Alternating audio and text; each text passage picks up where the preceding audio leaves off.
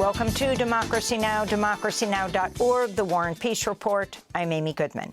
In Iran, over 500 protesters and 48 security officials have died in demonstrations that have roiled Iran for 2 weeks. That's according to the U.S.-based human rights activist news agency. Iranian authorities have also arrested over 10,000 people. Videos circulating online show the graphic deaths of protesters and corpses lined up in body bags outside hospitals. Iranian officials have shut off the internet and limited phone calls inside the country. Over the weekend, President Trump repeatedly threatened to attack Iran. U.S. security officials are reportedly weighing cyber attacks and direct strikes. This is President Trump speaking to reporters Friday. I've made the statement very strongly that if they start killing people like they have in the past, we will get involved. We'll be hitting them very hard where it hurts. And that doesn't mean boots on the ground, but it means hitting them very, very hard where it hurts. In response, Iran's foreign minister, Abbas Araghchi, blamed the U.S. and Israel for the protests, insisted the situation inside Iran is under control. Both the United States and Israel have officially stated that they have interference and a role in these riots. And they are trying to turn these demonstrations and protests, which are peaceful, into violence and riots. Speaking to reporters Sunday, President Trump claimed Iranian leaders called him to negotiate, but the U.S. may take action before a meeting. We'll have more on this story after headlines. Israeli Prime Minister Benjamin Netanyahu expressed his support for the Iranian protesters in a speech to the Israeli cabinet Sunday. Israel is closely monitoring developments in Iran. The demonstrations for freedom have spread across the country. The people of Israel and the entire world are in awe of the immense courage of Iranian citizens. Israel supports their struggle for freedom and strongly condemns the mass killings of innocent civilians. Meanwhile, in Gaza, Israeli forces killed at least 3 Palestinians Sunday. 1 person was killed in the Tufa neighborhood in Gaza City, while 2 others were killed in southern Gaza near Khan Yunis. Since the U.S. brokered truce, over 440 Palestinians have been killed by Israeli forces. Here's Mohammed Abu Assi, whose nephew was killed in Israeli strikes. Every day houses are destroyed. Every day there's shooting, and it's random. Till now, the war is ongoing. Don't listen to those saying that the war is over. The war has stopped for the Israelis only, but for us, it's ongoing. Al Jazeera is reporting a Palestinian baby, Mohammed Abu Harbid, froze to death as torrential rains and freezing winds worsen the dire humanitarian situation faced by displaced families across the Gaza Strip. Since November, 4 Palestinian children have frozen to death. This comes as the Israeli military is reportedly planning to restart intensive military operations in Gaza in March, targeting Gaza City. According to the Times of Israel, the operation would push the Yellow Line ceasefire demarcation west toward the coast of the Gaza Strip. Here in the United States, tens of thousands of people took to the streets over the weekend as protests against ICE spread nationwide following the fatal ICE shooting of Renee Good, a 37-year-old mother of 3, killed by an ICE agent in Minneapolis last week. Thousands of protests led by the ICE Out for Good campaign took place in towns and major U.S. cities, including New York, Portland, and the Los Angeles area, where activists also held a vigil for Keith Porter Jr., an African-American 43-year-old father of 2 who was fatally shot by an off-duty ICE agent on New Year's Eve.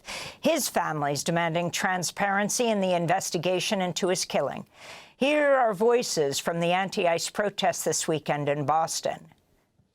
It infuriates me. It breaks my heart to see another woman, killed, and to see so many families torn apart.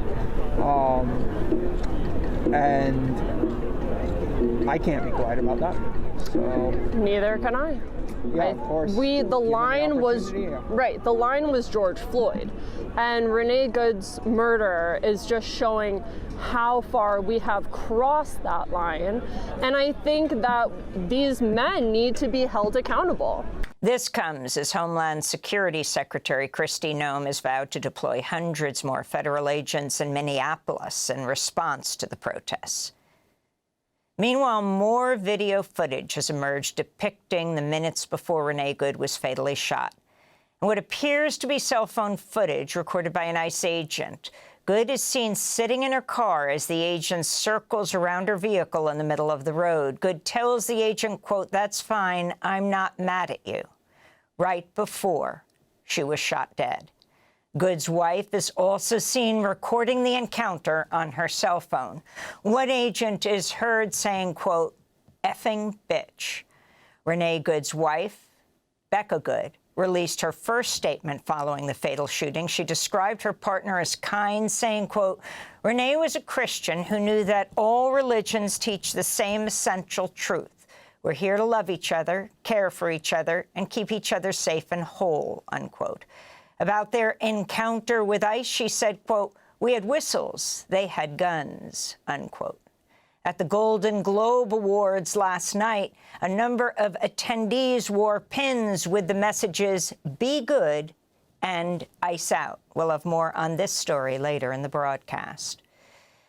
Venezuela's interim president, Delcy Rodriguez, has requested help from the U.S. military to retrieve an oil tanker that departed Venezuela without permission. That's according to the New York Times, which reported what is the first known military collaboration between Venezuela and the U.S. since the kidnapping of Nicolas Maduro. On Friday, President Trump signed an executive order declaring a national emergency to ensure revenue from Venezuelan oil held by the U.S. Treasury is protected from being seized in lawsuits or creditor claims. The move would prevent the use of Venezuelan oil revenue from being used in judicial proceedings ahead of Maduro's anticipated trial on narco-terrorism charges.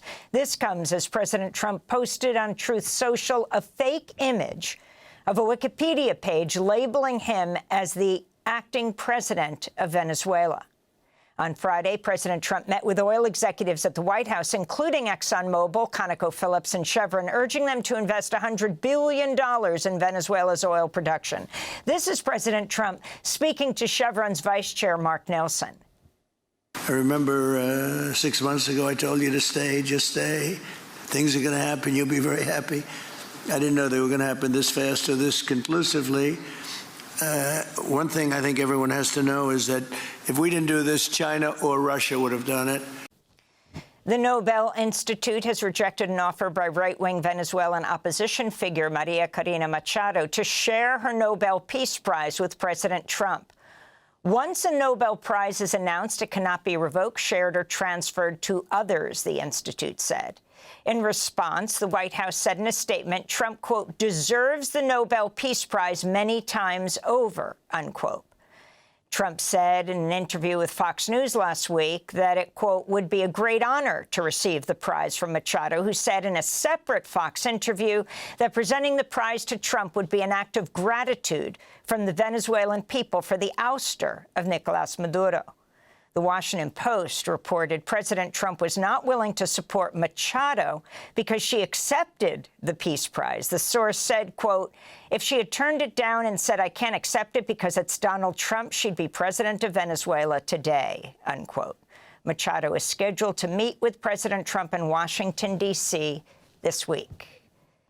Cuba's President Miguel Diaz-Canel has rejected threats by President Trump, who on Sunday said the island would no longer receive oil or aid from Venezuela and that it should strike a deal with Washington. Trump wrote on Truth Social, quote, "there will be no more oil or money going to Cuba, zero. I strongly suggest they make a deal before it's too late," unquote.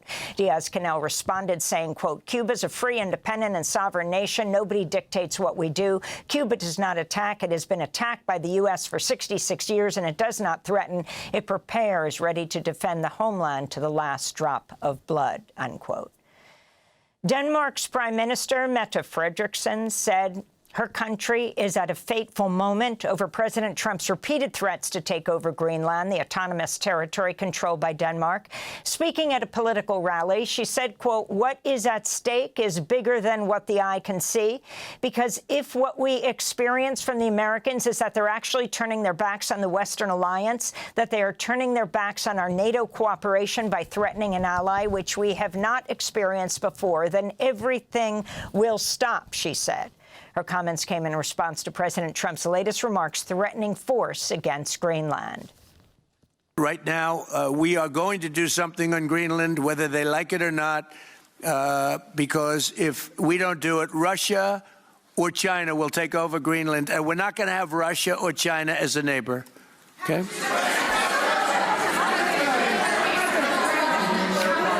I would like to make a deal, the easy way, but if we don't do it the easy way, we're going to do it the hard way.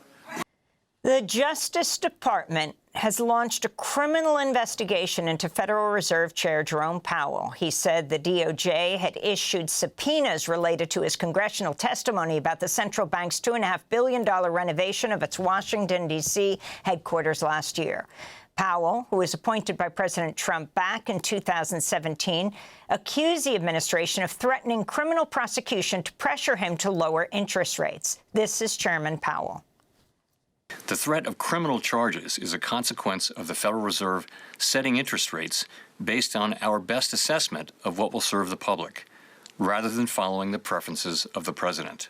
And the Smithsonian's Portrait Gallery has removed text referring to President Trump's 2 impeachments when replacing his photo portrait as part of the museum's American Presidents exhibition. The text that was taken down read that President Trump was, quote, impeached twice on charges of abuse of power and incitement of insurrection after supporters attacked the U.S. Capitol on January 6, 2021. He was acquitted by the Senate in both trials, unquote. Last year, President Trump ordered Smithsonian officials to review all exhibits before the 250th anniversary of the Declaration of Independence, July 4th. Before the review, President Trump had fired the head archivist of the National Archives and tried to fire the National Portrait Gallery's director, Kim Saget, but the board resisted. She later resigned. And those are some of the headlines. This is Democracy Now!, democracynow.org, The War and Peace Report. I'm Amy Goodman. Thanks for watching Democracy Now! On YouTube. Subscribe to the channel and turn on notifications to make sure you never miss a video. And for more of our audience-supported journalism, go to democracynow.org, where you can download our news app, sign up for our newsletter, subscribe to the daily podcast, and so much more.